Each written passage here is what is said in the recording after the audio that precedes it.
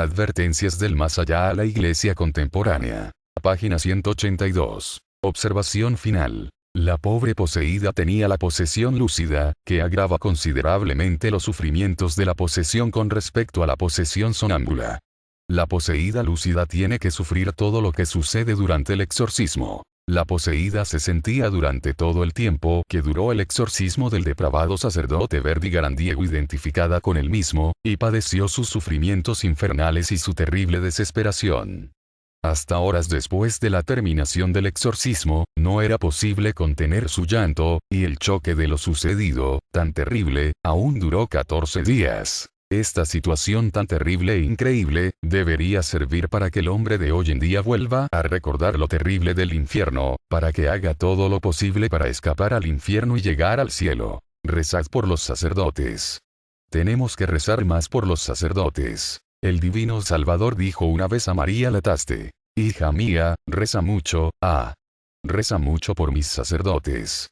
La humanidad no sabe nada de lo que rodea a los sacerdotes de grande y de santo. El que insulta a mis sacerdotes o los desprecia comete un sacrilegio. Reza. Oración por los sacerdotes fallecidos. A la Santísima Virgen María. Oh, María, Madre del Eterno Supremo Sacerdote, Jesucristo, tú amas con un amor inconmensurable a los sacerdotes que continúan en la tierra el oficio de salvación de tu Hijo.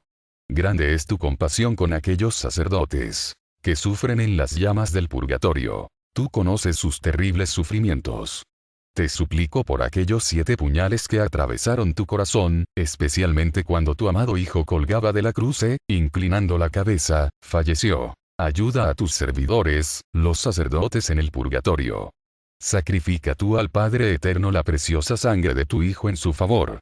Paga tú, con la sangre de tu Hijo su deuda y condúcelos por medio de los ángeles hasta el cielo.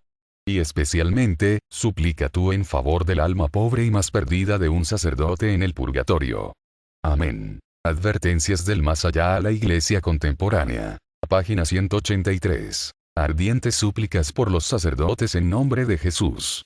Por tu santísimo nombre, Señor, salva a los sacerdotes renegados.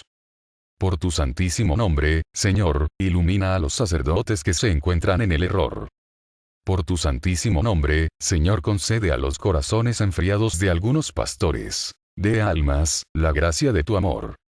Por tu santísimo nombre, Señor, despierta a los indiferentes entre tus elegidos, para que vean la proximidad del abismo.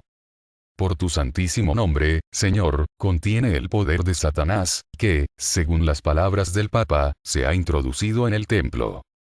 Por tu santísimo nombre, Señor, no dejes que triunfe en las iglesias el arte pagano ya. Vuelve a darnos la cruz y los santos.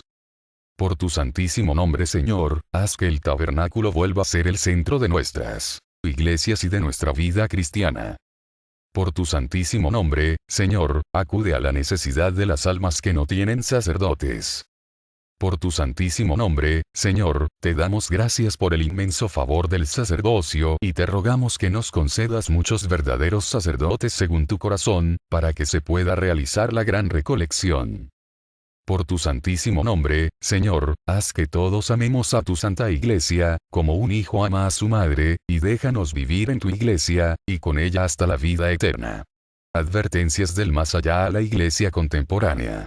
Página 184. Oración de Santa Teresita. Oh Jesús, Eterno Supremo Sacerdote, guarda a tus sacerdotes al abrigo de tu santísimo corazón, donde nadie le pueda dañar.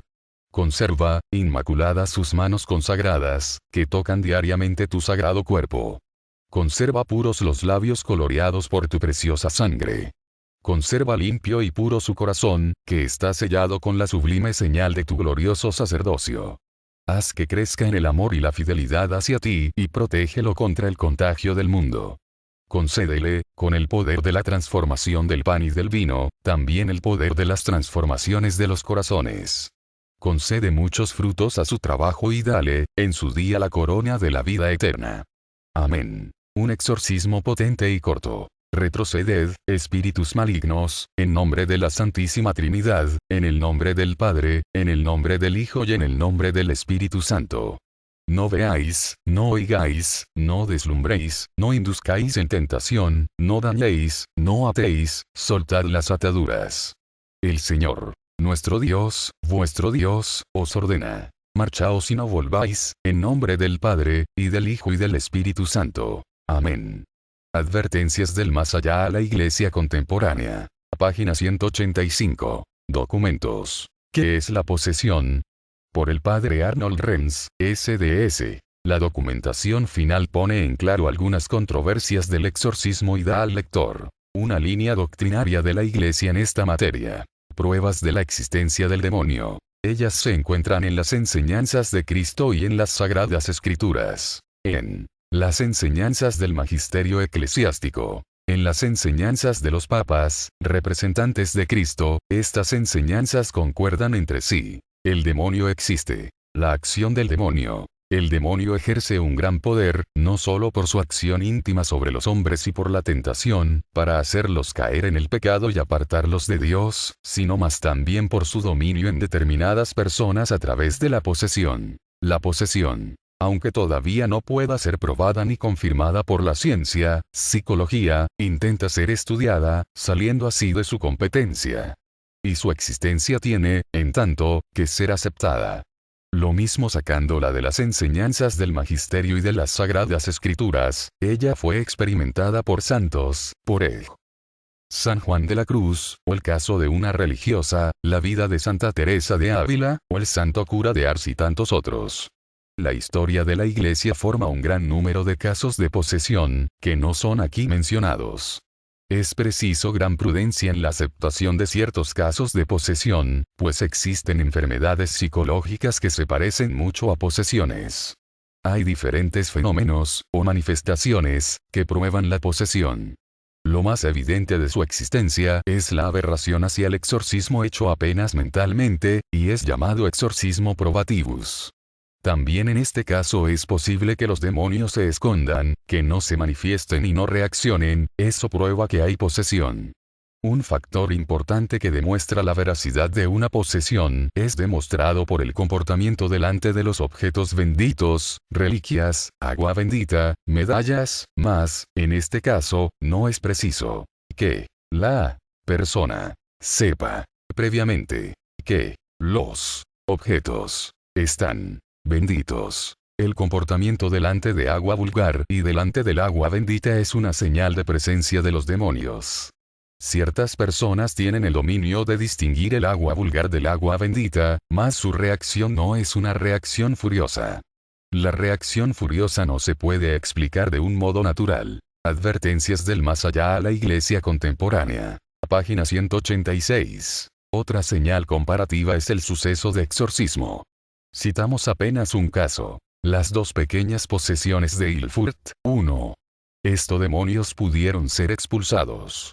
Después de su expulsión, por exorcismos que se prolongaron durante 2 años, los pequeños quedaron absolutamente normales. El fracaso del exorcismo será una señal negativa.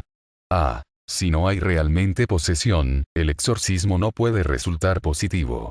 En ciertos casos puede hasta perjudicar. B. Hay casos de posesión que tiene un objetivo particular. Por ejemplo, la purificación de una persona que vive en el pecado o en el castigo para una vida de pecados, mas también hay especialmente casos de personas que se consagran al diablo. Tales casos son, en las mayores partes de las veces, largos y exigen un esfuerzo enorme de parte del exorcista, mas no son casos desesperados, sobre todo si la persona tiene buena voluntad, el caso de Magda con el padre Rodewijk. 2. C. Un caso particular de posesión y que se llama posesión expiatoria. Los individuos en este caso no son personalmente culpables. Pueden, por ejemplo, haber sido maldecidos. Porque es que en uno o en otro caso la maldición produce efectos y en otro no. La verdad es que continúa siendo un misterio.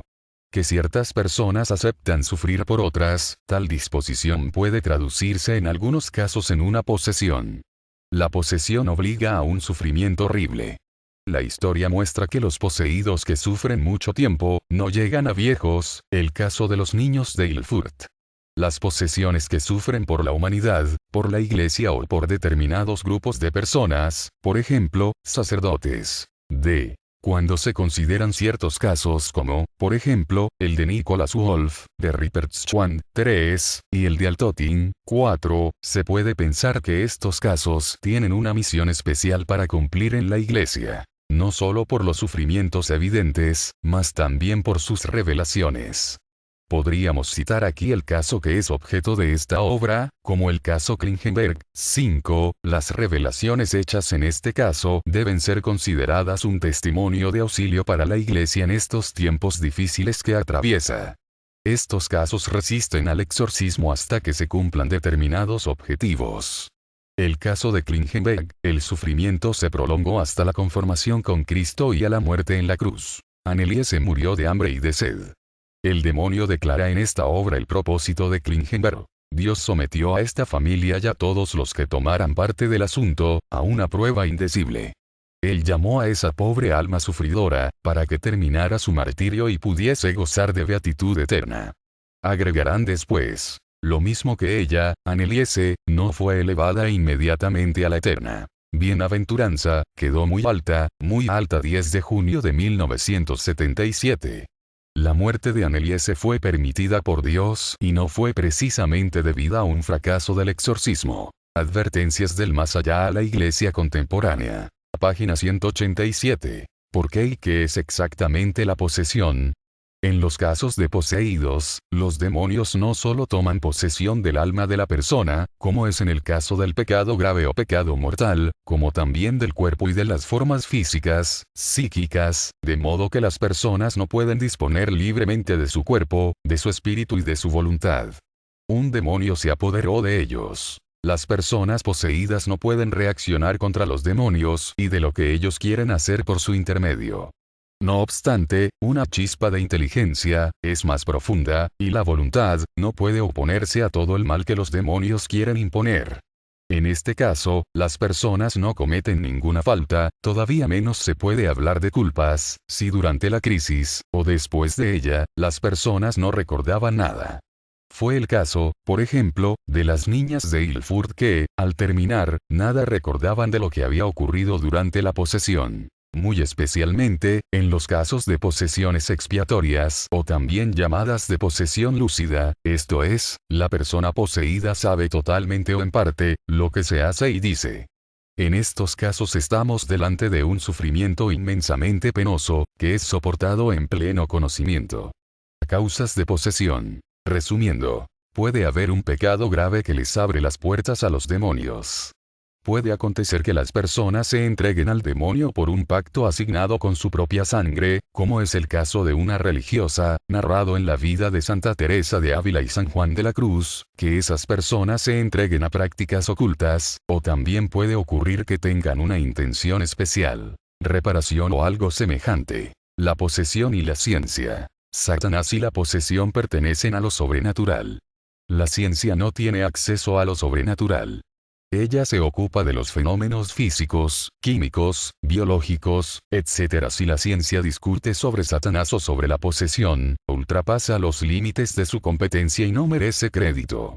Lo mismo se puede decir en cuanto a la psicología y a la medicina. Es razonable y hasta aconsejable, cuando se desconfía que haya posesión, pensar en primer lugar, en las causas naturales y también en las dolencias psíquicas.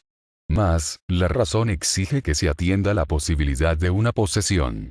Un examen cuidadoso del caso, debe establecer las causas del estado de la persona. El fracaso de la medicina en el tratamiento del caso, puede ser una señal de posesión.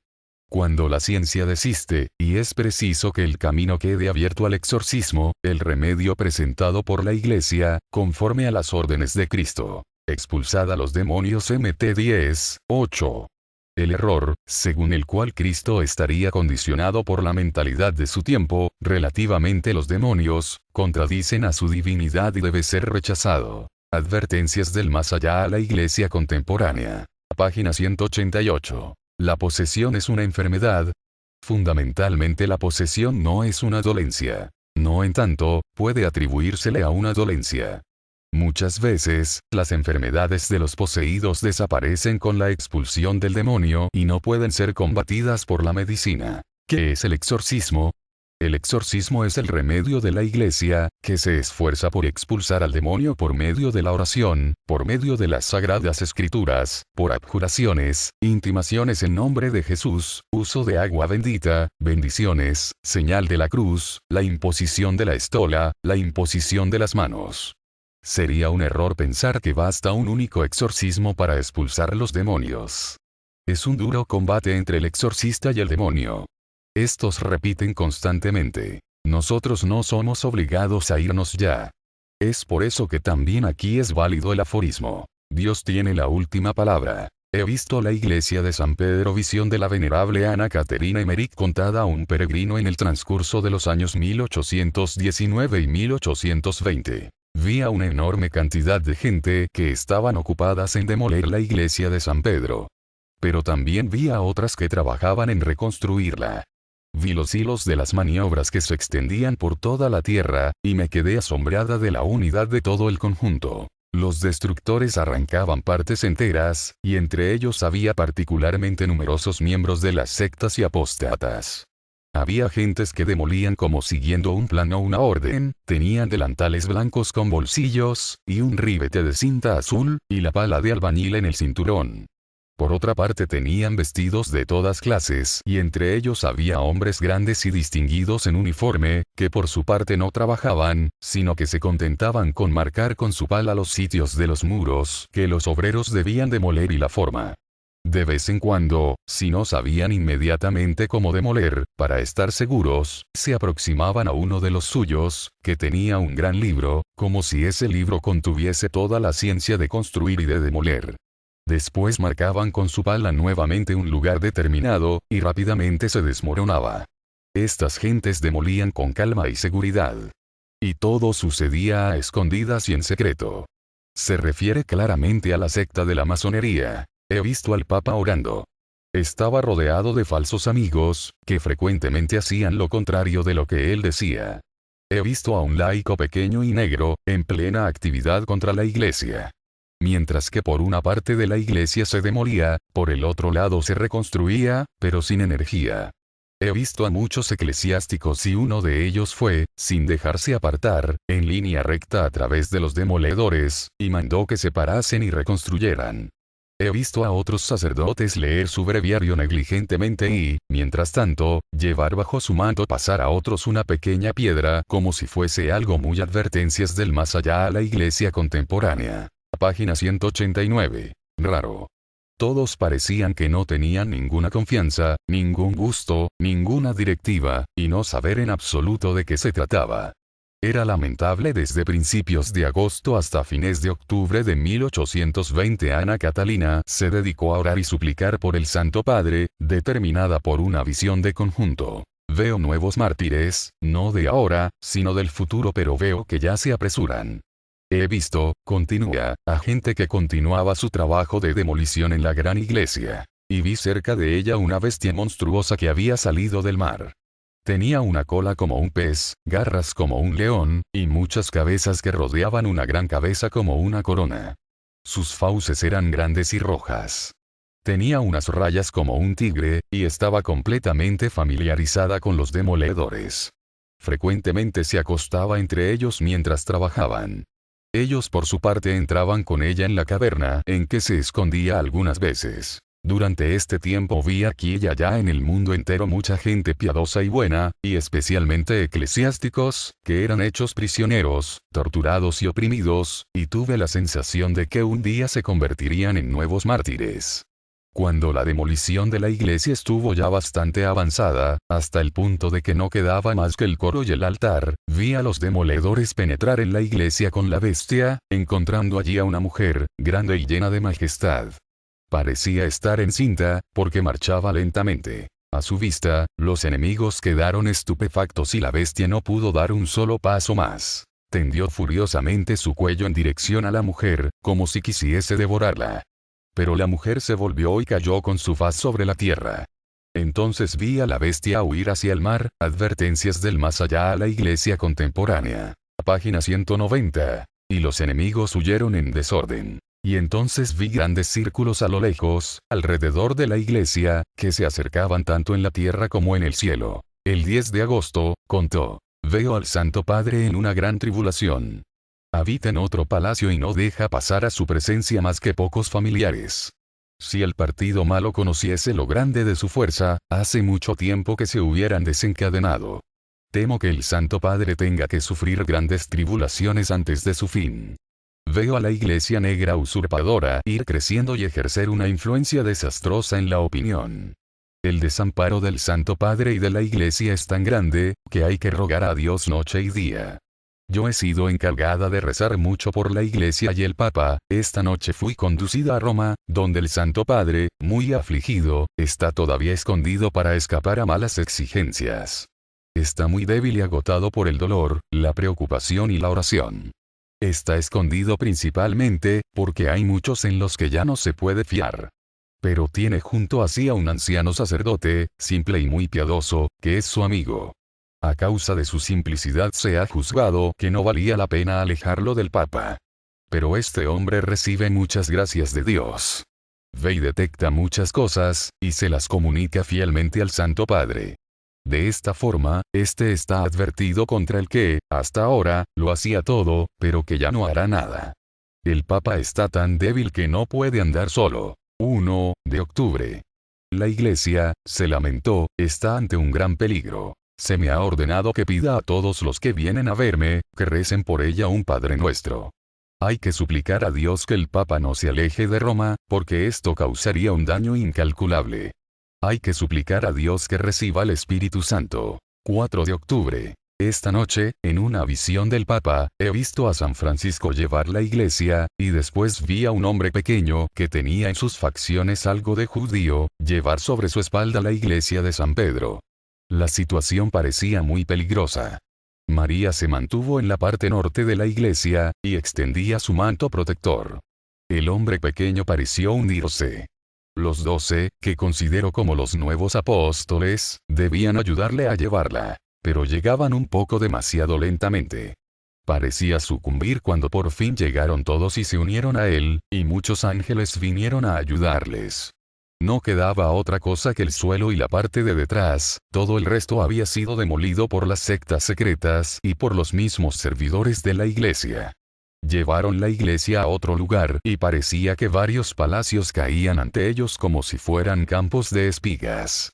Cuando vi la iglesia de San Pedro en ruinas, y que tantos eclesiásticos tomaban parte en la obra de destrucción, sin que ninguno de ellos quisiera reconocer con respecto a los demás que también tomaban parte en la obra de destrucción, me entró tal pena, que me puse a gritar con vehemencia hacia Jesús, para que tuviera compasión.